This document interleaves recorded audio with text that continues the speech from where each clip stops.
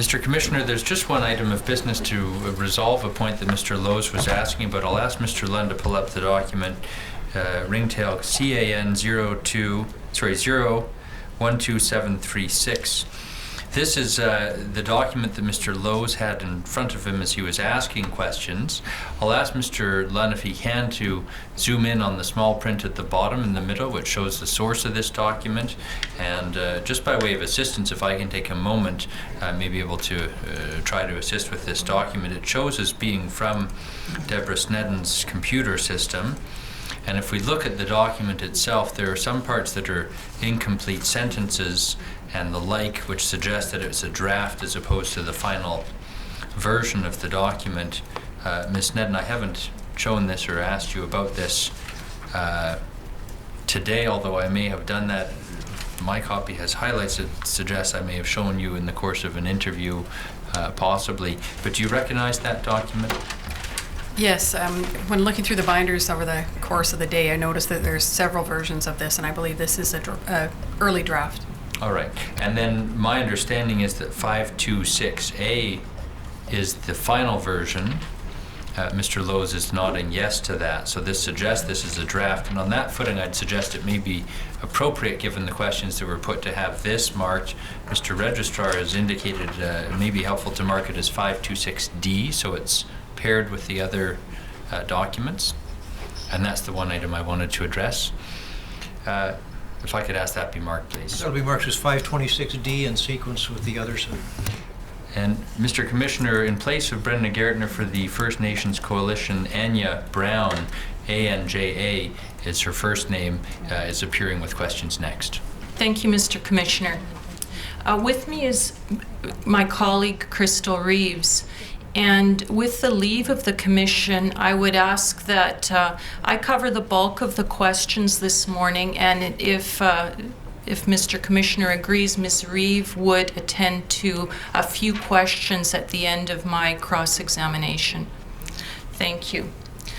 Since it's my first time before the Commission, I do ask for a bit of latitude in terms of timing. However, I have told my friend Mr. Martland that we expect to be approximately in 1 hour, and we'll endeavor not to go beyond that. But depending on the responses to our questions, it may be that we will spill over into the afternoon session, but we'll do our best.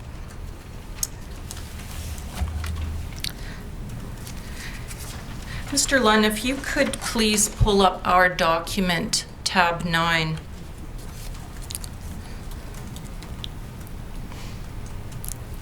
This is an article written by Russ Jones and Terry Lynn Williams Davidson, and it's called Applying Haida Ethics in Today's Fishery.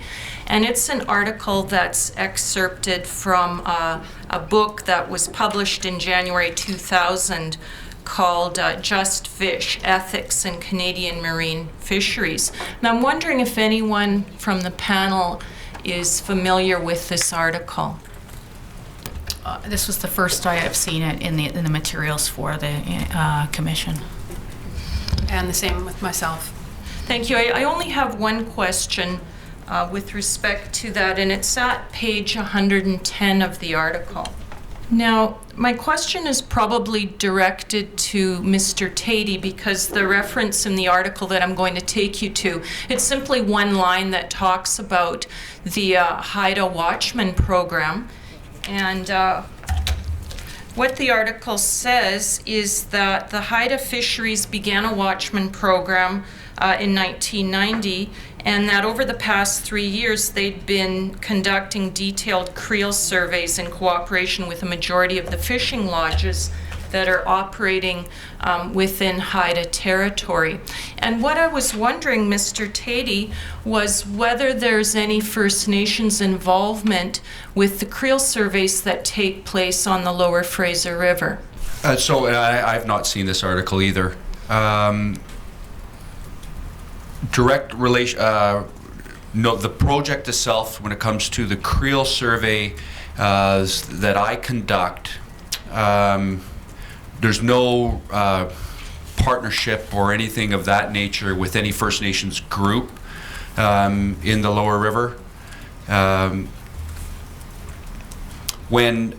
do know, though, there has been some through AFS funding. There was some in the Douglas area where there were, I wouldn't necessarily call it a creel survey like how I defined it, but certainly there was First Nations, the Lil'wat Nation, that was conducting angler interviews along the lower Lillooet River. And I think that's, and you were talking about relationships with certain First Nations groups, right? That's right. Okay. What I was wondering was whether your department had any working relationship with any of the Lower Fraser First Nations in terms of staffing and having First Nations individuals assisting with the creel surveys. With regards to staffing for the projects that we conduct on the creel survey, I honestly couldn't tell you if I have any First Nations working for us or not. There's a process for our staffing. There is an external process that people that want to work for Fraser Stock Assessment can apply to, and there's, we have to follow the staffing rules and regulations and so on. They have to meet certain qualifications in order to become available to be staffed on our project. Right. And Ms. Snedden, did you have something to add to that? Yes. In the Lower Fraser area, we have what's called a Charter Patrol program, and it assists the department, and particularly resource management, in gathering information around the recreational fishery. And this patrol happens during the week and on weekends whenever we have recreational fishing going on that we'd like information about. And it's there's two operators, one in the area below the Mission area and one above. The one above is a contract with a First Nation individual from the Squay First Nation. We know that there are many lodges operating in Haida territory. I'm wondering if anyone on the panel can comment on the number of lodges that are operating in the Lower Fraser. And we heard yesterday about the Fraser River Lodge and the owner, Frank Sniger, I believe his last name was. So can anyone comment on the number of lodges operating in the Lower Fraser? That's actually the only one that I know of. It's the Fraser River Lodge, and it's just about opposite from Island 22. And are there any charter operations or guides that operate on the Lower Fraser that you're aware of? Yes, there are. There's a fairly large guiding operation. I think there's two different organizations that have lists of who the guides are in the area. It's not something the department's necessarily privy to. In the guiding operations, they do have representatives at the local Sport Fish Advisory Committee meetings. But the province is responsible for guides and guiding operations. And are those operations involved at all in a formal sense with the creel survey, or is the obligation or responsibility or involvement perhaps really with respect to the individual anglers? Well, it's actually both at this time. So Joe was mentioning earlier about the PICFI, Pacific Integrated Commercial Fisheries Initiative, and improvements to catch monitoring. So one of the things we're testing is electronic logbooks, and some of the guides within the Fraser River are participating in that program, and they're provided with handheld devices, and they provide real-time catch information to our catch program. It's not necessarily at this point being incorporated into the creel program. As far as I understand, it's still in the testing phase, but it is something we are looking forward to expanding. And I'll maybe just add, there's they are part of our random samples, but there's nothing formal with any sort of tackle shop or guiding outfit. One thing that we do use these organizations for is with tackle shops and with guides as well, is to help get messages out on the recreational fisheries. So certainly it's a tool, because you tend to see these guides on a regular basis. So we make sure that it's a good source for us to make sure that they understand what we're doing and some of the ways that they can help us collect information. There's biological sampling that goes on in our creel survey as well. The Mark Recovery Program, it's a code-of-wire tag program that's used quite extensively. It's a foundational piece of coho and Chinook management.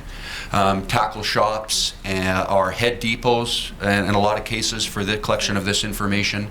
And guides, we make sure and we encourage the guides to become familiar with this. And from what I've heard, they do participate and make sure that these sorts of messages are delivered to the anglers. I think very similar to the way lodges in the marine areas participate in those sorts of programs. If I may, I'd like to have that document entered as an exhibit, please. Exhibit 540.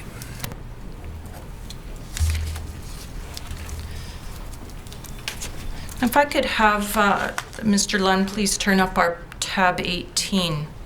This is a document that was prepared by the First Nations Fisheries Council, and as you can see, it's a draft for consideration, and it has to do with a proposed sports fishing lodge certification program. And I'm wondering if anyone on the panel has seen this document before. I have not seen the document before, and I don't believe my colleagues have either. I have not. I have not. Have any of you been involved in any discussions with the First Nations Fisheries Council about the issue of having sports fishing lodges certified? I've had one very minor conversation with First Nations Fisheries Council member, Mr. Wright.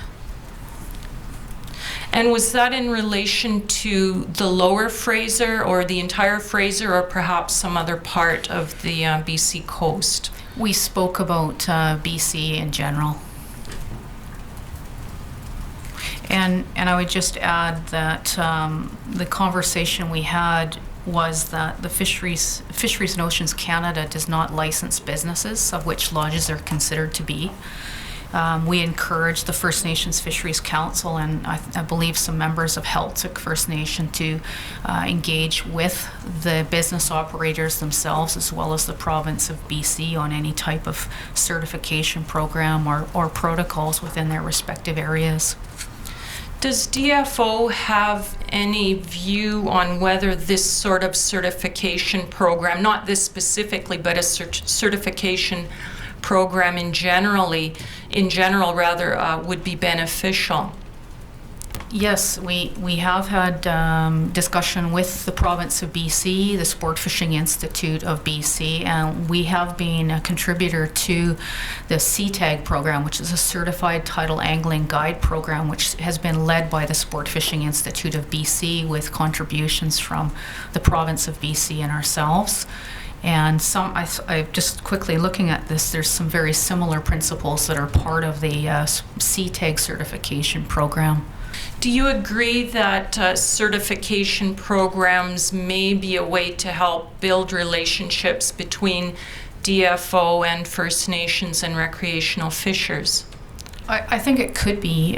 Several elements of the CTAG certification program talk about respect for other users, understanding the importance of our resources, and also important elements of First Nations communities throughout the coast. It's very high level though, and encourages them to engage with the communities in their respective areas. So yes, I think it could be an important element. I think there's also many other elements that are important as well. Could this be marked as an exhibit, please? Exhibit 541. Now, Ms. Adams, you had spoken you had given testimony yesterday with respect to an accreditation program that guides on marine waters were subject to. And I'm wondering, is that a mandatory program or is it currently voluntary? It's currently voluntary, and it's being, I guess, launched and administered through the Sport Fishing Institute of British Columbia. The program is an official accredited program through a province of BC post-secondary process. And I'm wondering, why is it only for marine guides? Why wouldn't it be, or perhaps it is available to guides that operate on the Fraser as well if they're targeting salmon? Yeah, just to be really clear, the province of BC is the government agency responsible for businesses, of which guides and lodges are a part of. The federal government does not license businesses. I am aware that there is a license requirement in non-tidal waters that the province of BC has with charter operators, and I believe there are training and reporting requirements associated with that, but I'm not familiar of the details.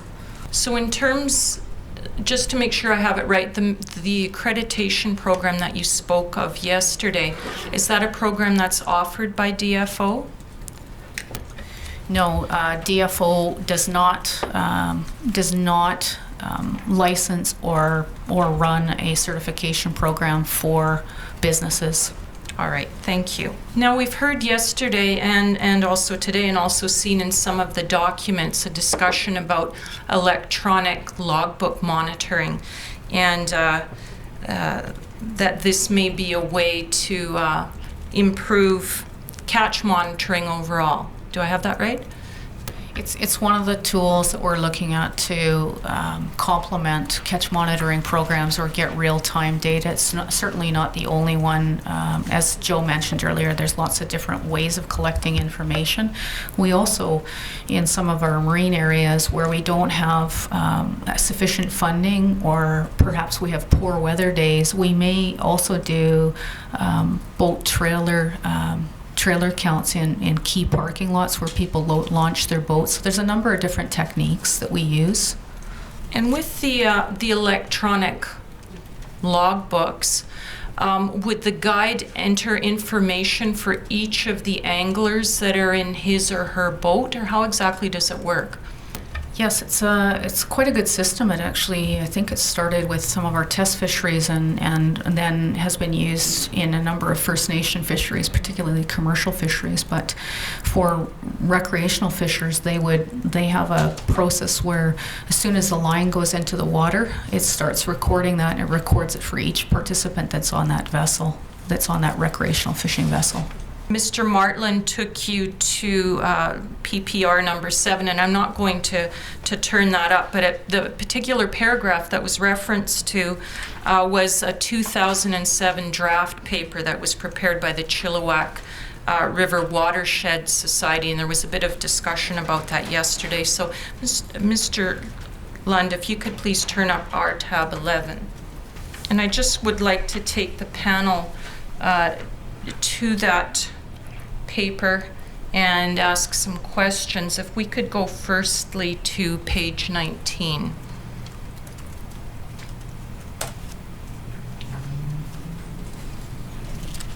Just to lay out a bit of the context, in my understanding, this was a paper that was prepared by this particular group, and it was really to discuss what was taking place on the Chilliwack River, and which was described as unethical or illegal fishing activities. And one of the things that this group attributed some of the problems on the Chilliwack River with was the sockeye fishery on the Fraser, and the fact that it was a fairly new fishery, as we've heard, that began in around the mid-1990s. And the paper goes on to discuss some of the ways in which the problems could be alleviated, including some of the things that we heard yesterday, such as decreasing leader length. And on page 19, one of the suggestions that are made was to close the sockeye fishery on the Fraser altogether. And in this particular group's view, one of the problems was that sockeye could not be caught in a sporting way. And one of the concerns that they raised was that by closing the sockeye fishery, it would, in a sense, eliminate what they described as a gold rush mentality. And I'm leading up to a question here. There is a question attached to it. What I'm wondering is, were these concerns formally brought to DFO's attention by this particular group, and what was the response? I would say that I'm not 100% sure they were formally brought to the department's attention. Certainly I've seen them. The Sport Fish Advisory Board, I think, were the people that brought it to my attention. If you look at the acknowledgements after on the second page there, it lists a number of different individuals that were involved in the development of this document. There are a couple DFO employees on there, but it was not a DFO-driven document, nor a Sport Fish Advisory Board document. So we do have it and we have read it, but it's not been a formal document for us. This group made there maybe relevant to some of the issues that we've heard are concerns on the Fraser River, and so I'm going to ask the panel to comment on some of the suggestions that were made by the Society. For example, on the bottom of 19, they talk about the possibility or the reasonableness of implementing an annual catch for all species of salmon, and they say that that might be a way to help ensure that the stocks aren't being abused, and that it might address problems with people cheating on daily or possession quotas. Do you see that as being a possible reasonably, do you see that as a reasonable option for a management tool? Well, I guess I'd like to start with, I'd go back to the list of people who wrote this document. You need to understand who these people are and what their interests are. For example, the anglers, Chris Gadsden, Gord Gadsden, Gwyn Joyner, Ken Peters, and I believe, Rod Toth, are not sockeye fishermen. They are avid bar fishing fishermen. They do not support the sockeye fishery in any way, shape, or form. So their recommendations are phrased in such a way in order to get to that goal that they said, close the fishery. Are these some of these valid recommendations that could potentially help us? Certainly, the circle hook, the leader length, absolutely. Would an annual catch help in managing the fishery? I'm not sure if it would help us in managing the fishery. It's still a fishery that you go out and participate in. Generally, as an angler, you're only taking what you eat, what you personally eat, and it's, the annual catches we see in other fisheries are generally fairly high. I think in the Chinook fishery on the tidal license, it's 30. I don't know anybody who's ever caught that, so I'm not sure that an annual catch is going to make any difference in how we manage that fishery. Again, it also comes down to how do they report that? Currently, we have a creel program that assesses it, but we don't have a creel program that would allow us to determine whether or not they've caught their annual limit. If I could also just add, it talks a lot about the ethics of gear, and as Department of Fisheries employees, we enforce the legal and illegal methods. And the current methods that Deb and Joe were speaking of yesterday, the bottom balancing is a legal method. And within each respective harvesting group that we have, there's always ethical debates on gear and fishing practices. For instance, as Deb mentioned yesterday, I spent over 13 years working with groundfish trawl fisheries, and there was always ethical debates on whether government should allow trawl fishing gear. And we have those same discussions amongst the recreational fishing community. There's elements who feel that fly fishing is the most sporting way of catching a fish, and we have other people that use gear like methods like Deb was describing and showing yesterday, the bottom balancing techniques. We try and it's a bit of a fine line to walk on the ethics of different gears, but we try and stick to managing what is legal and what is illegal. Maybe if I could add as well, just to make the separation between any sort of creel survey we would conduct, that wouldn't be something, when it came to annual limits, that's more of an enforcement issue. So again, it's not something that I would welcome to be part of our survey, because then there would be that monitoring function, and we really try to maintain the separation between the science and the data collection and the enforcement of any regulations. And a comment too on the ethics, and I think, I've angled as well, and I still angle, and ethics is not it's not a stationary thing. It evolves and changes through time, and I think it's something that certainly I hear a lot of as well in the work that I do. But it is something that, like as Deb said, we tend to avoid. Certainly because, in my view, it is something that will change and evolve over time. I'm sure there were angling techniques that are currently considered ethical today that were considered unethical 50 years ago, and vice versa. So, things do change over time, and I think that's one of the difficulties with us with getting involved in the ethics.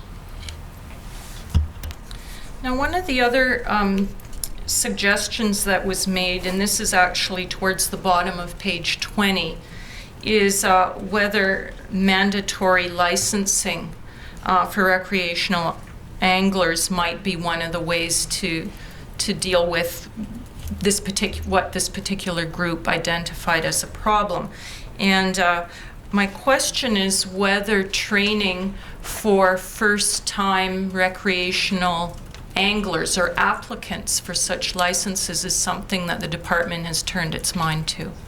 Licenses are mandatory for most of the participants. In freshwater, I don't believe they have a juvenile license, but certainly in marine waters, we require that. There used to be, and I think there is still, variations of a CORE program, which is a conservation outdoor research education training program for all resources, large mammals, that anglers and hunters were required to get certified under, and that was run by the province of BC. I know that a number of the fishing clubs up in the Chilliwack area and Abbotsford area, as well as clubs that belong to the Wildlife Federation, they do have training programs that they administer, but we federally do not do that, and I'm not sure of the province's involvement still in the CORE program. Deb might be able to add to that. Not specifically on that, but back to the licensing issue. So I believe in freshwater, you do not have, if you're a juvenile, so under the age of 16, you do not have to have a license, but you are required to follow the limits. You are not allowed to take more than the daily limit, even if you don't have that license. But I don't have anything to add on that CORE program per se, but there are certainly areas around where people can get additional information. One of the community members within the recreational community, his name is Rodney Sue, he runs an internet site that's called Fishing with Rod, and it's all about how to fish and how to identify fish, and it's actively used by many recreational anglers in the community, and it's a very useful tool for new and repeat anglers. He puts lots of information about the rules from DFO, as well as how to identify species, and an excellent resource for anglers. Next exhibit, please. Exhibit 542.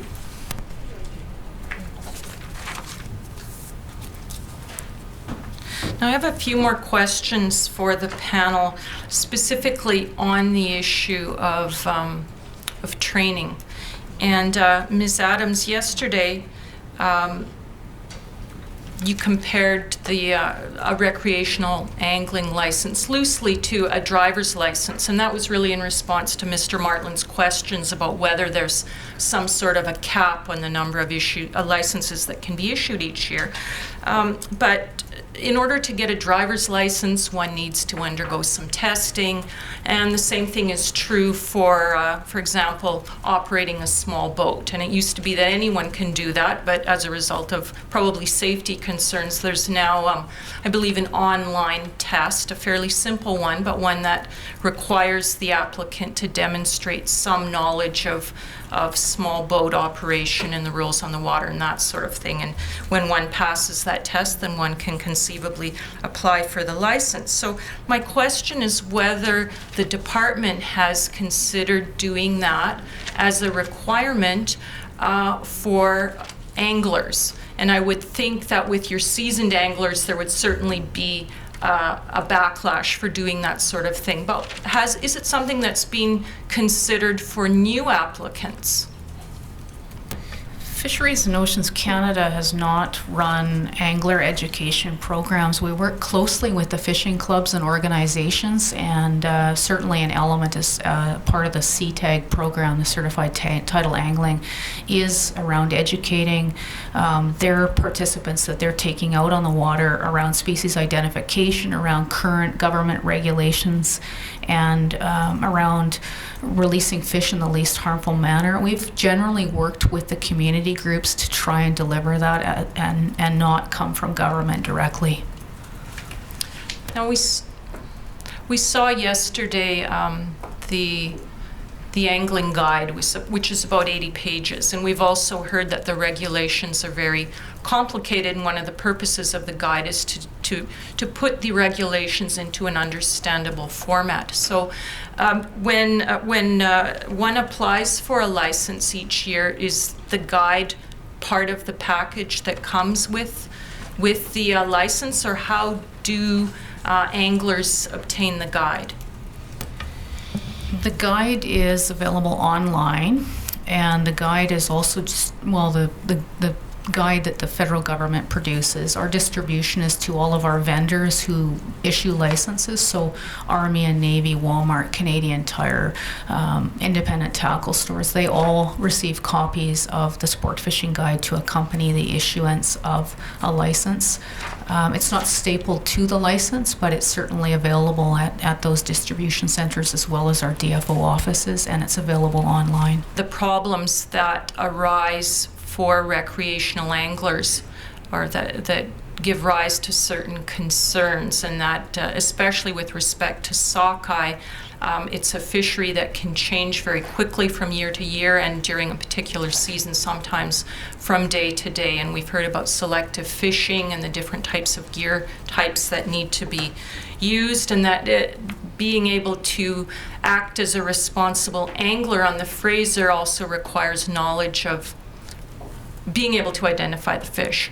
So do you agree that there might be some benefit in having some mandatory testing taking place as a prerequisite to obtaining a license, so that the applicant can show that he or she has at least looked at the guide and familiarized themselves with the rules that they need to fish under, and that they can act responsibly on the water, whether on the Fraser or in the marine waters? I don't think there's a question that people having that kind of training would be helpful.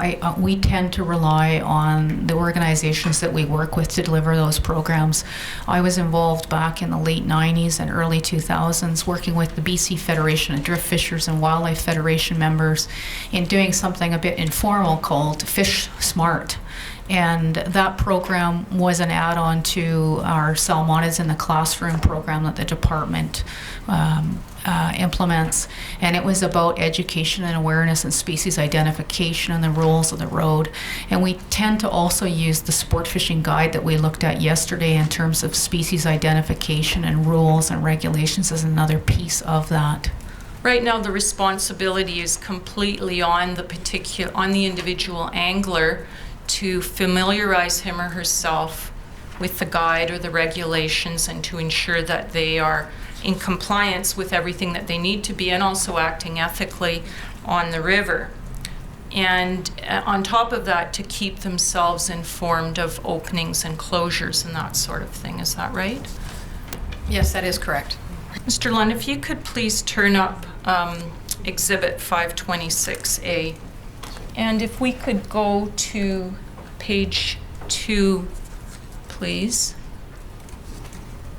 And I have some questions arising from the section of that document under existing decision guidelines, which talks about the notice period that's provided to anglers, and we've heard about some of the reasons for doing that, and we've heard, I believe, from Ms. Snedden that that's to try and find some way to provide a stable fishing opportunity on the Fraser. And you've also indicated, and it says there in the document before us, that where possible, the department would try to avoid implementing closures on short notice, on weekends and stat holidays, because conceivably that's when the most people are out fishing, correct? I would say that this wasn't about the stable and predictable opportunities. This was about ensuring that if we do implement a closure, that we reach the entire audience that we want to reach. And because it's a wide geographic area, lots of people out camping on beaches, people in travel status trying to get to a fishing area, that's why we wanted to provide the 48 hours and avoid closing on the weekend. Right. And I believe, Ms. Snedden, earlier this morning, you indicated to us that typically the food, social, and ceremonial fisheries on the Fraser are open from Thursday to Sunday. Did I hear that correctly?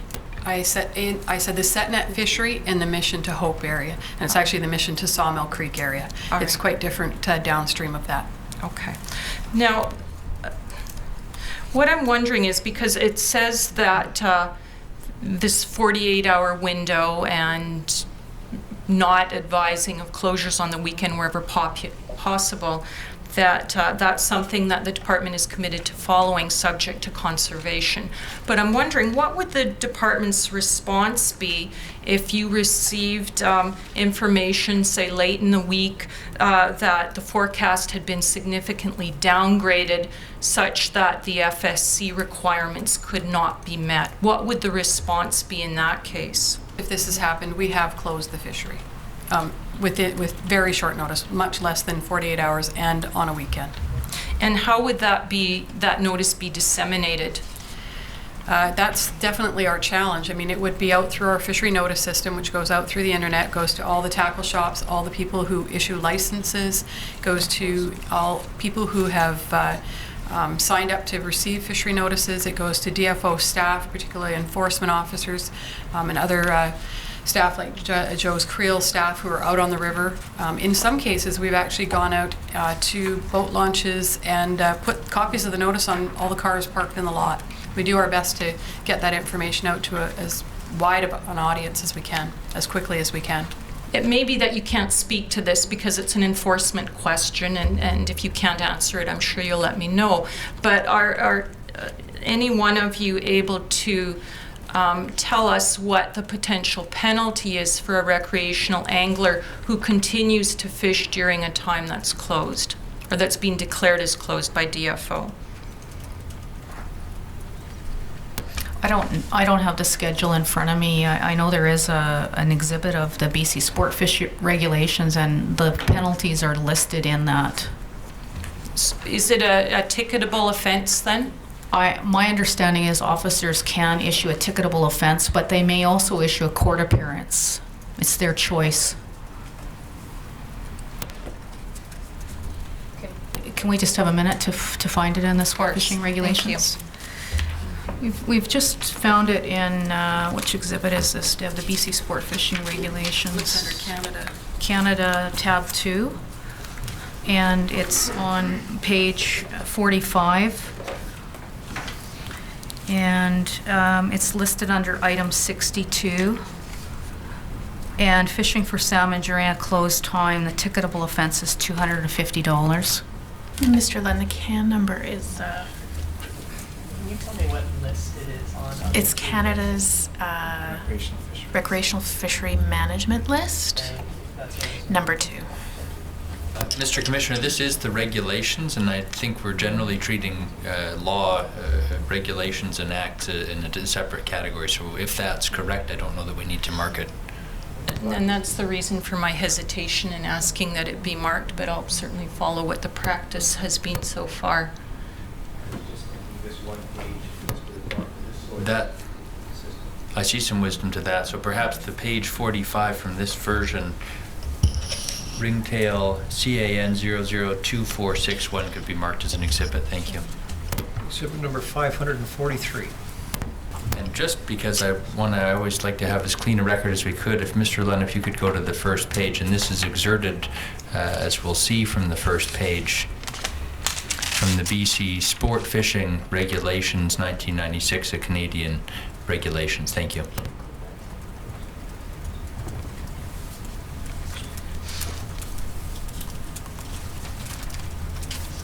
Ms. Adams, in response to Mr. Lowe's questions from earlier this day, and it was in relation to the exhibit previous to this one, the guideline piece, and you'd indicated that one of the ways that documents such as that one were generated was by engaging in consultation with a number of different groups, including First Nations. And I believe you indicated that that was something that you did. And I'm wondering if you can advise which First Nations you would ordinarily consult with as part of your position. In the creation of this document, it was not, we did not consult with individual First Nations. My understanding, this document was shared, I think after it was approved, with the Fraser River Integrated Management Team as well as the Fraser River Panel, which includes broader First Nations representatives, but not individual First Nations. Now, yesterday, one of the documents that was entered as an exhibit, and I won't ask Mr. Lund to turn it up, but it was, I believe, a document that Mr. Martland canvassed with Mr. Tatey, and it was the 2004 Recreational Fishery Monitoring and Catch Reporting Consultation document. And I believe you indicated that you'd seen it for the first time yesterday. I think the evidence was that he'd seen it for the first time through the commission as opposed to for the first time yesterday. All right, thank you for clarifying that. Yeah, that's correct. In any event, Mr. Tatey, my question isn't directed to you specifically. I'm just trying to lay the backdrop for the document. But that document was created in 2004, and one of the things that it states in there is that one of DFO's overarching projects is to review fees, and in particular fees for tidal recreational anglers. And we've heard from Ms. Adams today that that continues to be an ongoing issue. And we've also heard that there's a significant cost attached to monitoring. One of the questions that I have with respect to licensing and fees is that we've talked about a potential for an increase in fees and the reasons why that might be appropriate. My question is whether there's also been given any thought to having different fees for residents as opposed to non-residents. Add my comments is that we already have different fee structures for residents and non-residents, and in, depending on title versus title, we also have different fees for other Canadians. So we have a British Columbian fee and then other Canadians. So that's already in effect. All right, and I don't want to have you turning to any document, but are you able to tell us how much the difference is in the fees right now? In tidal waters, the fee for non-residents is 5 times the amount for residents. And approximately, and I don't recall the non-tidal fees, the difference, but there is a difference. And just to also add and be clear that there are a number of different licenses available. And what we see for residents is that most residents in tidal waters and in non-tidal waters, so marine and freshwater, will generally purchase an annual license because that affords them opportunities throughout the year, depending on the various fish available and their own personal plans. We also have licenses available 1-day, 3-day, and 5-day licenses, and the bulk of the non-residents purchase the licenses under from 1 to 5 days in that range because it's part of their holiday package. And does DFO currently charge any fees to those persons who operate lodges or guiding operations and who essentially derive an economic benefit from the recreational fishery?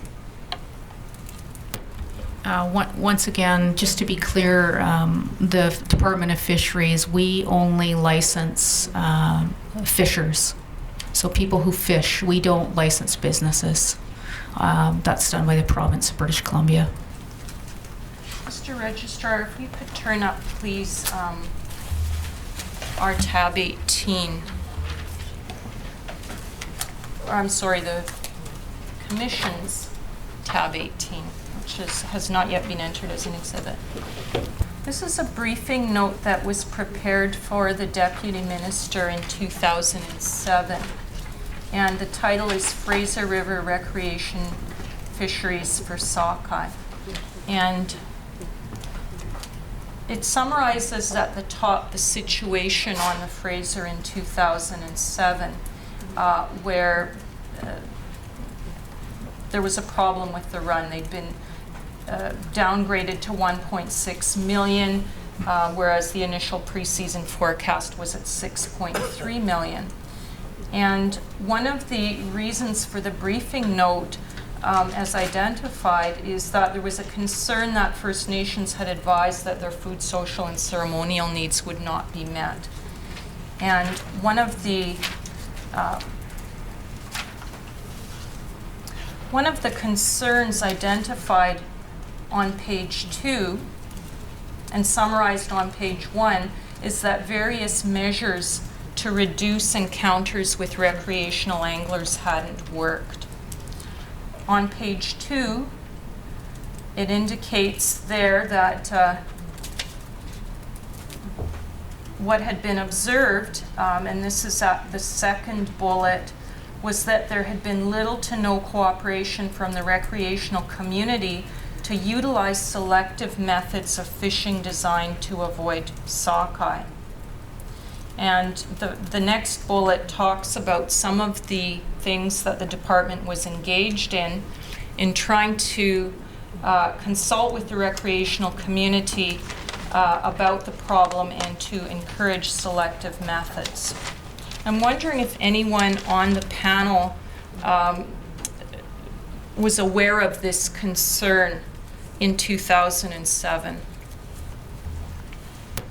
Yes, I was. I was actually the acting area chief of resource management this summer. And as we can see, there were various options that were considered by the department. The first one, which was to close the recreational fishery for salmon on the Fraser between Mission Bridge and Highway 1 at Hope, starting on a particular date. The second option was to close a section of the fishery, and that by doing so, the targeted area that the department was thinking of closing was an area where sockeye encounters have been high, and that it would reduce the number of encounters with sockeye. So does that mean encounters with recreational fishers? Right, that's referring to, when Joe talked about his Creel program, he did mention that there's two specific areas that the Creel program operates in. One he calls Section 1, one is Section 2. So Section 1 was from Mission to the Agassiz-Rosedale Bridge, and Section 2 was Agassiz-Rosedale Bridge to Hope. And in that Agassiz-Rosedale Bridge to Hope area, there's a lot of walk-in anglers and bottom bouncing was the predominant method in that area. Yeah, just to add to that, and that I wasn't actually in my position in 2007, but certainly the information we showed when I looked at the 2009 information confirms what Deb indicated there, that the predominant the bottom bouncing is pretty much the only fishing technique. You know, it's was approaching 100% in that one graph in that area of the river, whereas downstream you get more bar fishermen that fish down there. Then if we could turn to page 4 of that document, which at the top says Appendix 1, and it's a summary of the consultations that the department took place to try and deal with this particular issue.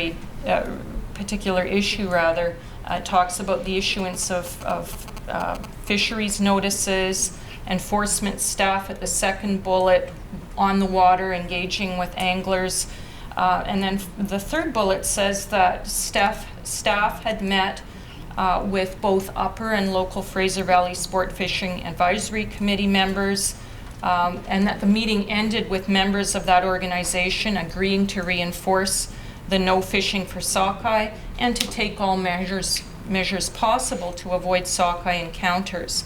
Then it says enforcement continued their work educating anglers, handing out brochures, etc. But that on an enforcement patrol that took place on August 15th and 16th, apparently 95% of the anglers between Agassiz, Rosedale, and Hope were still out on the water using non-selective fishing measures. Are any of you able to respond to that and to tell us what response, if any, the department took at that point? Yes, the information there talks about the overflight conducted by the stock assessment program that Joe is now part of, and it did, on the overflights, account for 95% of the anglers in that area using the bottom balancing method, which is definitely not as selective. After that notice, I think it actually in the conclusions tells us that the action we took, and I believe we closed the river, might have been the entire river, but it might have just been that section to the to fishing for salmon. Could you go to the conclusions part of that? I think it might be page, where are we? Page 3? Okay. Yeah, option 1. So page 2 will tell you what option 1 was. Yeah, closed to salmon fishing from Mission to Highway 1 bridge. So in 2007, that was the measure that we took. This is similar to what happened in 2009, as we talked earlier. The difference in 2009 was on August 11th, when we put that fishery notice out asking them to fish more selectively, there was a significant change in behavior, at least in the lower section 1. So 2007 was a challenging year, but it did change the behavior for recreational anglers in the sockeye fishery in subsequent years. Ms. Brown, I'm going to stop you there for the lunch break. I understand we have about another hour of questions left. Is that right, Mr. Martin? Yes, that's premised on my friend being finished by lunch. I don't know how much more she has, but... Well, we'll resume at 2 o'clock. I intend to adjourn in any event and have this panel completed by 3:30 at the latest. So for those council remaining in the room who have questions, if you could make sure that you divide up the time so that nobody loses out with this panel, I would appreciate that very much. I'll be mindful of that, Mr. Commissioner. Hearing is now adjourned until 2 p.m.